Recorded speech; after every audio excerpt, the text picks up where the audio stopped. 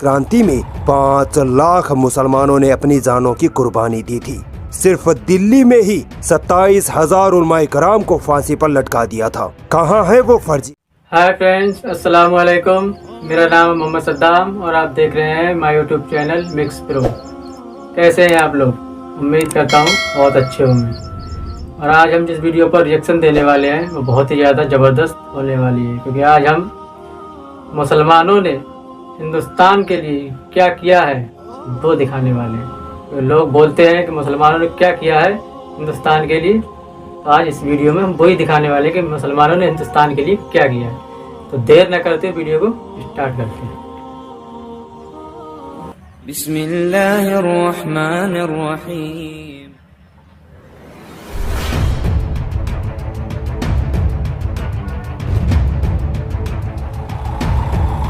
अस्सलामुअलैकुम दोस्तों, मेरा नाम आसिफ खान और आप देख रहे हैं इंडियन मुस्लिम। जो लोग मुसलमानों से पूछते हैं कि मुसलमानों ने इस देश के लिए क्या किया था, तो सुनो, आज की ये वीडियो उन लोगों के लिए मुंहतोड़ जवाब होगी। 1857 की क्रांति, ये वो क्रांति थी जिसने अंग्रेजों के पैर उखाड़ फेंके। ये क्रांति हिंदुस्तान की पहली जंगे आजादी थी। 1857 की क्रांति वो पहली और आखिरी क्रांति थी जिसमें हिंदू और मुसलमानों ने मिलकर भारत देश के लिए कुर्बानियां दी थी।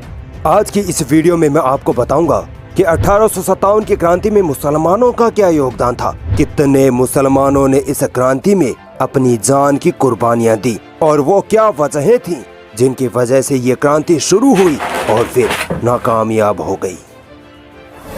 दोस्तों, वैसे तो 1767 में टीपू सुल्तान और उनके पिता हैदर अली ने अंग्रेजों से जंग करके पहले ही ये पैगाम दे दिया था कि मुसलमान अंग्रेजों को इस देश में बिल्कुल बर्दाश्त नहीं करेंगे। मगर असल जंग आजादी शुरू होती है 10 मई 1857 को, जब मेरठ की अंग्रेजी फौज में शामिल भारतीय सिपाहियों ने अंग्रेजों के खिलाफ विद्रोह छेड़ दिया था।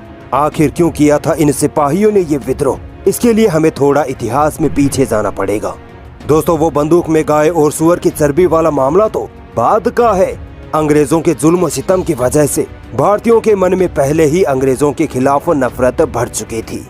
जैसे अंग्रेज भारत में जबरन ईसाई धर्म फैलाने में लगे थे, भारतीय किसानों की जमीनों पर कब्जा कर किसानों पर अत्याचार करते, भारत के सामानों को जबरन सस्ते दामों में खरीद कर इंग्लैंड में जाकर महंगे दामों में बेचते थे, अंधविश्वास का आरोप लगाकर हिंदू और मुसलमानों की धार्मिक प्रथाओं को जबरन बंद करवा देते थे।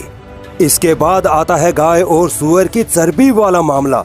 ये मामला कुछ यूँ था कि अंग्रेजी सेना में एक नई राइफल इनफील्ड आई थी जिसके कारतूस को मुंह से खोलना होता था और इन कारतूसों पर लगी थी गाय और सुअर की चर्बी। गाय हिंदुओं के लिए पवित्र तो सुअर मुसलमानों के लिए हराम।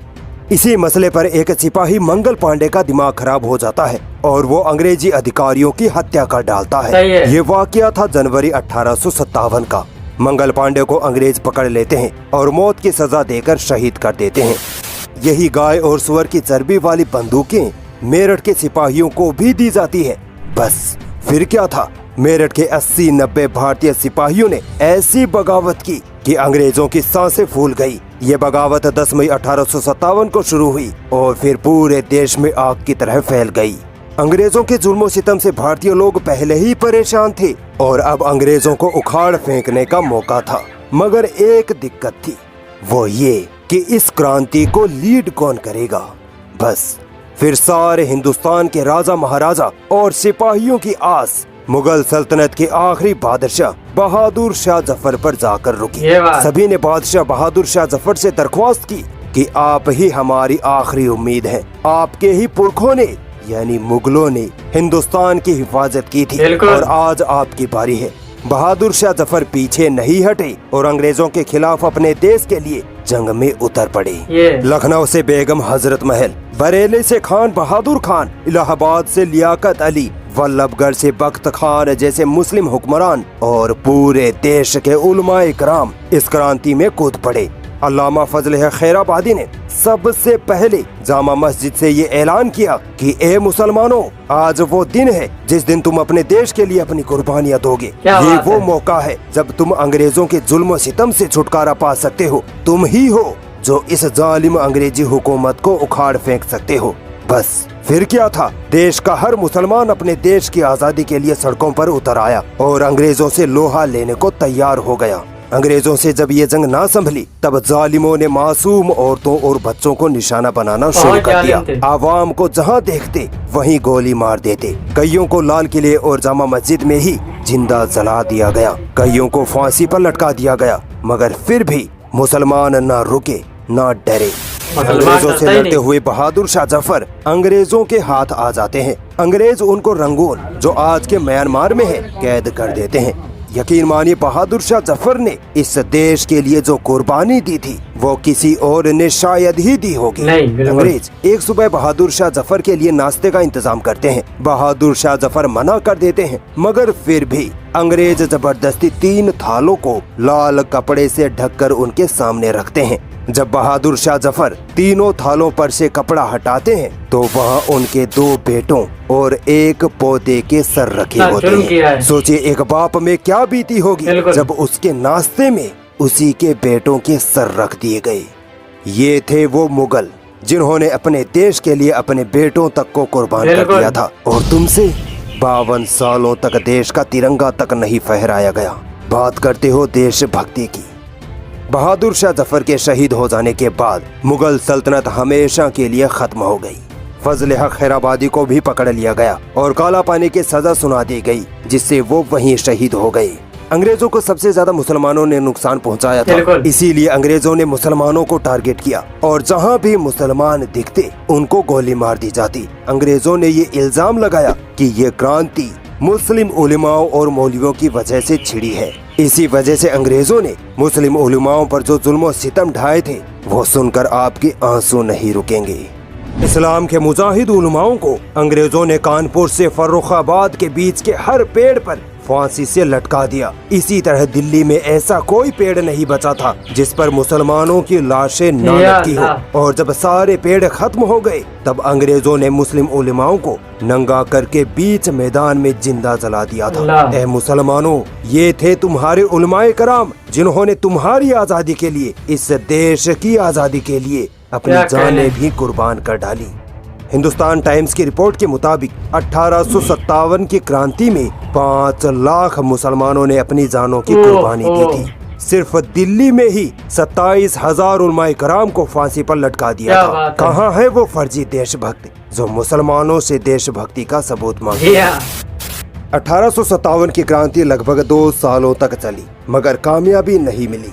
अंग्रेजों को अब तक ये अंदाजा हो गया था कि हिंदुस्तान पर उनके राज करने के दिन अब खत्म होने वाले हैं। अंग्रेजों ने इस क्रांति का सारा इल्जाम मुसलमानों पर लगाया, और ये सच भी था कि मुसलमानों ने ही 1857 की जंग में सबसे ज्यादा बढ़ चढ़कर हिस्सा लिया था। इसके बाद अंग्रेजों ने अपना बदला मुसलमानों और खासकर मुस्लिम उलमाओं पर इस कदर उतारा कि हजारों उलमाए कराम को सरेआम फांसी दे दी गई। हजारों को जामा मस्जिद और लाल किले के बीच मैदानों में नंगा करके जिंदा जला दिया गया। जिन उलमाए कराम ने अंग्रेजों के खिलाफ जंग के लिए फतवे दिए थे उनको सूअर की खाल में बंद करके जिंदा जलाया गया। कईयों को सूअर का गोश्त खाने पर मजबूर किया गया। मगर इन मुजाहिदों की वो शान थी कि इन्होंने अपनी जानें दे दी, मगर ना अपने ईमान का सौदा किया, ना अपने देश का। अंग्रेजों का गुस्सा सिर्फ उलमाओं तक नहीं रुका, बल्कि मुस्लिम औरतों और बच्चों तक को पकड़कर लाल किले में कैद कर दिया गया। एक दिन सभी को लाल किले के खूनी दरवाजे से बाहर निकलने को कहा गया। जैसे जैसे औरतें और बच्चे बाहर निकलते गए वैसे वैसे सबको गोलियों से भून दिया गया और बचे हुए मुसलमानों को तोप के मुंह पर बांधकर उनको तोप से उड़ा दिया गया। ये थी इस देश के लिए मुसलमानों की कुर्बानियाँ। अंग्रेज यही नहीं रुके। मुसलमानों की जानें लेने पर जब उनको सुकून ना मिला तो अंग्रेज मुसलमानों के दीन, तालीम और मस्जिदों पर हमला करने लगे। 1857 की क्रांति के बाद अंग्रेजों ने मुसलमानों को दिल्ली से निकाल दिया। मस्जिदों को अंग्रेजी सैनिक छावनियों में बदल दिया गया। मुसलमानों को अंग्रेजी सेना में भर्ती करना बंद कर दिया गया। मुस्लिम किसानों से जबरदस्ती उनकी जमीनें छीन ली गई। मुसलमानों के मदरसों को जबरन बंद करवा दिया गया ताकि मुसलमान अपने दीन की तालीम हासिल ना कर पाए। अंग्रेज ये जान चुके थे कि मुसलमान इस देश के लिए अपनी जान कुर्बान करने से पीछे नहीं हटेंगे, इसीलिए उनको आर्थिक और तालीमी तौर पर कमजोर करना होगा। और दोस्तों, अंग्रेज अपने इस मंसूबे में काफी हद तक कामयाब भी हो चुके थे। दोस्तों, 1857 की क्रांति के असफल होने के कुछ कारण ये थे कि कई राजा महाराजाओं ने इस क्रांति में अंग्रेजों का साथ दिया था, जिनमें पंजाब के सिख और राजस्थान के अधिकतर राजपूत राजा शामिल थे। दूसरा कारण ये था कि भारतीय आवाम के पास हथियारों की कमी थी, और सबसे बड़ा कारण तो ये था कि इस क्रांति के शुरुआत होने की तारीख 31 मई रखी गई थी, मगर ये क्रांति तय वक्त से पहले 10 मई को ही छिड़ गई थी। इसी वजह से सही ढंग से लोग एकजुट होकर अंग्रेजों से नहीं लड़ पाए थे।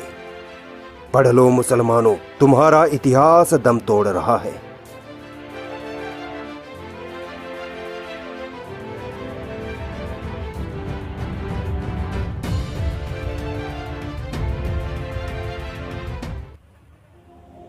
क्या कहने हैं, ये तो हमें सबको पता ही है कि मुसलमानों का इतिहास क्या है, मुसलमानों ने इस देश के लिए किया क्या है।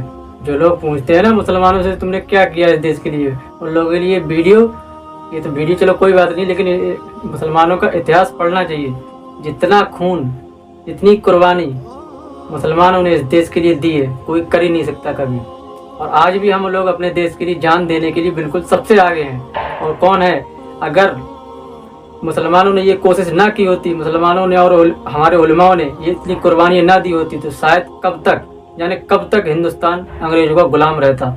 और अंग्रेजों के लिए भी ये मालूम था कि अगर मुसलमान इस लड़ाई से हट जाएं तो ये हिंदुस्तान हमेशा गुलाम रहेगा। इसलिए उन्होंने सबसे ज़्यादा मुसलमानों को टारगेट किया। और आज भी अंग्रेज सबसे ज़्यादा अगर किसी से खौफजदा रहते हैं या फिर किसी से मुसलमानों से सबसे ज़्यादा अगर कोई बड़ा उनका दुश्मन है तो वो है मुसलमान इन दुनिया में। वो जानते हैं कि अगर कोई भी उन्हें टक्कर दे सकता है तो वो सिर्फ मुसलमान है और कोई नहीं। और आपको हिंदुस्तान का इतिहास, मुसलमानों का इतिहास और हमारी वीडियो अच्छी लगी हो तो वीडियो को लाइक करें, और चैनल पर नए हैं तो चैनल को सब्सक्राइब करें। मिलते हैं नेक्स्ट वीडियो में, तब तक के लिए खुदा हाफिज़।